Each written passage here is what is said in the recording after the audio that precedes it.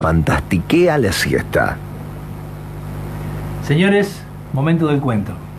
Este momento se titula El cuento de la buena siesta. Y hoy vamos a leer un cuento de Eduardo Sacheri que se titula El día que mi padre me salvó de la vergüenza.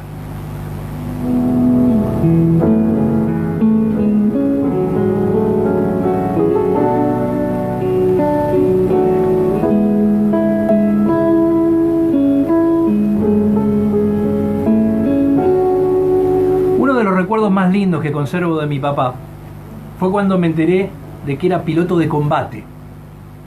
Era sábado, era de mañana y era en primavera. Yo era muy chico, pero esos datos son absolutamente fidedignos.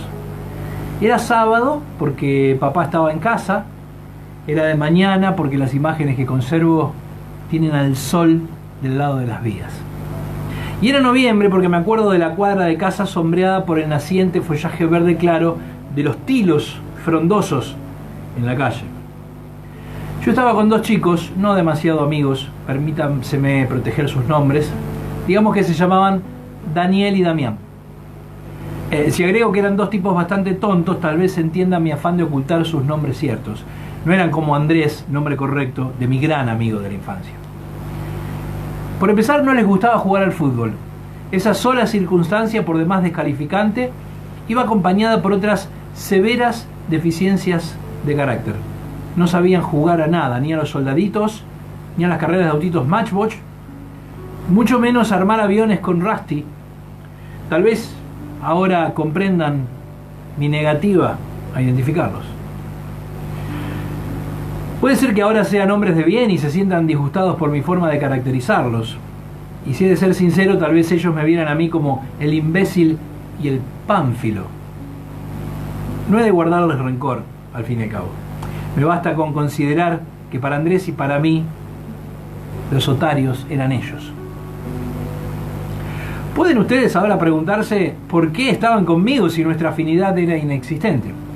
Simplemente porque su padre estaba visitando al mío. Dejo aclarado que su padre siempre me mereció el mayor de los respetos. Era un tipo piola, poco hablador, pero a su modo divertido. Aún así me hubiese quedado la chance de escapar y ganar la calle por la otra puerta para evitar el encuentro. Pero, flaqueza del espíritu, venían en un jeep igualito a los que se veían en las películas de guerra de los sábados a la tarde. Y el padre nos dejaba subirnos y hacer que manejábamos. Y a mí, debo reconocerlo, jugar a manejar me enloquecía. Sobre todo porque nosotros no teníamos auto. Y eso era algo que me intranquilizaba en cierta medida. En casa siempre me habían enseñado que era pecado ser codicioso y que era de chicos malos envidiar el bienestar ajeno. De modo que yo no solo estaba en estado de pecado, sino que por añadidura me veía obligado a mantenerlo en secreto. ¿Por qué?, me preguntaba ofuscado, todos los vecinos tienen auto. ¿Por qué nosotros no? En mi hogar nunca pasamos penurias demasiado serias, gracias a Dios. Éramos parte de la clase media que intentaba capear el temporal de la Revolución Argentina y se encaminaba sin saberlo hacia el martirio del Rodrigazo y a todo lo que vendría después, aunque lo ignorásemos cándidamente. Pero en Castelar, en aquellos años, muchos tenían auto. Hasta empezaban a florecer algunos potentados que tenían dos, mirá lo que te digo. Y a mí me parecía una absoluta injusticia que nosotros careciéramos de tan preciado bien, útil ante todo para meterse adentro a jugar en día de lluvia, o para viajar en él llegado el caso, y creo que en ese orden de prioridades, mirá. De modo que aunque Daniel y Damián fueran unos plomos, jugar a manejar el jeep era toda una aventura. No obstante, hacerlo de a tres tenía sus bemoles. De hecho, todos queríamos manejarlo al jeep de combate, pero ninguno se resignaba al triste papel de copiloto. Ni siquiera menciono la obtusa función de ametralladorista, parado como un tonto en la parte de atrás, sabiéndome el combatiente invitado en jeep ajeno. Yo toleraba estoicamente esos papeles secundarios, hasta solía inmolarme en defensa de la patrulla. Para que ustedes adviertan mi buena predisposición para con el divertimento, He de decir que solía caer muerto en pleno pavimento, con las piernas aún enganchadas en la carrocería, como solía suceder con los alemanes en combate, y todo sin que nadie me lo pidiera, pero en afán de dar verosimilitud al argumento. En cierto momento de aquella mañana consideré, naturalmente, que había llegado mi turno de pasar al volante. Pero para mi infinito dolor, Daniel se volvió hacia mí, me miró de arriba abajo, y con la expresión entre distante y complacida de quien asiste al estertor final de una cucaracha moribunda, y volviéndose a su hermano comentó: ¿y este qué quiere manejar, si ni siquiera tiene auto? Todavía recuerdo lo oprobio en que me sumieron sus palabras. Como siempre tuve pocas pulgas, me dispuse a desalojarlo por la fuerza.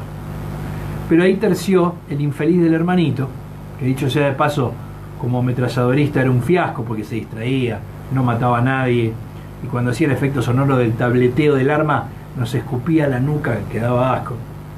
¿Sabes qué pasa, Daniel? No tienen auto porque el padre no sabe manejar. Ese fue el acabose. Que se burlaran de nuestro patrimonio era grave, pero que pusieran en dudas los valores y capacidades de mi padre era algo intolerable. Yo tendría unos 5 años, a lo sumo 6. Y para entonces papá combinaba la fortaleza física de Superman, la sabiduría del libro gordo de Petete, la valentía de Sandokan y la perfección de Dios Todopoderoso y Eterno. De modo que no tuve más remedio que sonrojarme, resoplar varias veces para no llorar y encajarle 2 buenas trompadas a Danielito para aflojarme los nervios ante los gritos despavoridos del inservible de su hermano. Ahora me he convertido en un tipo más bien pacífico, pero entonces era algo proclive a las decisiones coléricas. Mi viejo y el de ellos, alertados por los chillidos del otro imbécil, salieron raudos de mi casa y detuvieron la pelea. Podrán imaginarse ustedes los acontecimientos que siguieron: reconvenciones paternas cada uno de los involucrados, un apretón de manos de fingida reconciliación, esas cosas. Después vienen algunos minutos confusos que en ese montón de años se me han escabullido por completo. El siguiente recuerdo que me queda nos sitúa a todos a bordo del jeep, con el papá de ellos al volante, a punto de partir hacia no me acuerdo dónde. Fue entonces que el turrito de Daniel, haciéndose el tonto, y como al pasar, le preguntó a mi viejo: ¿no es cierto que vos no sabés manejar, Héctor? Y a mí las cosas empezaron a ponérseme rojas, mientras la impotencia, la rabia y la vergüenza se me iban canalizando hacia otras 2 trompadas inminentes. Entonces papá, sin volverse siquiera, pero midiendo la escena con pericia, anunció su verdad demoledora: no, Daniel, autos no manejo, porque me gustan más los aviones. Soy piloto de aviones. ¿Sabes? El otro quedó mudo, y el más chico empezó a codearlo como para que le aclarara el rumbo de la conversación, cuyas derivaciones empezaban a intranquilizarlo. Yo mismo, a punto de postrarme en el piso del jeep para agradecerle a Dios la materialización de semejante milagro, pregunté azorado: pero papi, ¿vos no sos odontólogo? Observe el lector, observen ustedes también mi falta de picardía y mi honestidad a toda prueba, ¿eh? Sí, Edu, contestó, pero aparte soy piloto.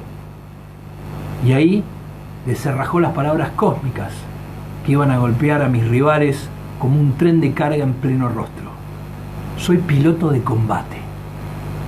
¡Oh! 3 palabras y luego el silencio. Lo dijo en un tono como tímido, como quien informa algo a regañadientes, como disculpándose, como no queriendo darle importancia. Era un artista cuando quería a mi papá. Los otros 3 quedamos mudos.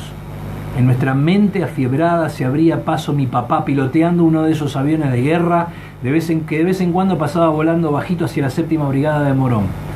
Comparado con eso, el jeep y cualquier otro chirimbolo que estuviese atado a la tierra era una insignificancia. ¿Qué podía importar tener un auto poseyendo un padre capaz de manejar un avión de guerra? Danielito, aferrándose a una última esperanza, intentó mantener su incredulidad a ultranza. Pero entonces, ¿por qué trabajas de odontólogo, papi? A lo que mi viejo, sin que se le moviese uno de los pocos pelos que le quedaban, contestó con sencillez: ¿Sabes qué pasa? Aprendí en el servicio militar, pero ahora ya estoy retirado. Pero ojo que si hay una guerra y me llaman de nuevo y me dan uno de esos aviones de la base, yo voy. El padre de ellos, cuya sonrisa yo entonces no alcanzaba a entender, puso primero y nos fuimos.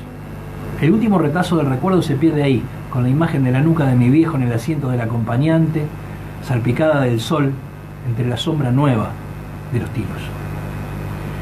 Han pasado 25 años de aquella mañana. Lo extraño de algunos recuerdos es que crecen con uno, cambian con uno. Por un tiempo recordé esa mañana como la de nuestra victoria fenomenal sobre aquel par de pedantes. Después en mi adolescencia como un gesto cariñoso, destinado a salvarme a mí de una humillación tan pequeña como mis 5 años y tan grande como mi orgullo. Ahora en cambio entiendo la actitud de mi padre en una dimensión absolutamente distinta. Ese recuerdo se mezcla con otros, él y yo arreglando el jardín, tratando de hacer crecer el gramillón en el desierto. Él con la espica y los partidos, los domingos a la tarde, enfrascado en el diseño perpetuo de planos a mano alzada para la gran reforma de la casa que nunca llegó a materializarse. Yo jugando a los soldaditos debajo de la mesa. Él y yo en el ajedrez de sobremesa con handicap, en el fulbito de vereda, en el tren local de la mañana, en el cine Los Ángeles. De modo que hoy, cuando recuerdo esa mañana, ya no pienso que mi viejo armó una fantástica mentira para salvarme delante de aquellos dos tarados. Estoy seguro, en cambio, de que cuando afirmó que era piloto de combate, se quedó corto. Cortísimo.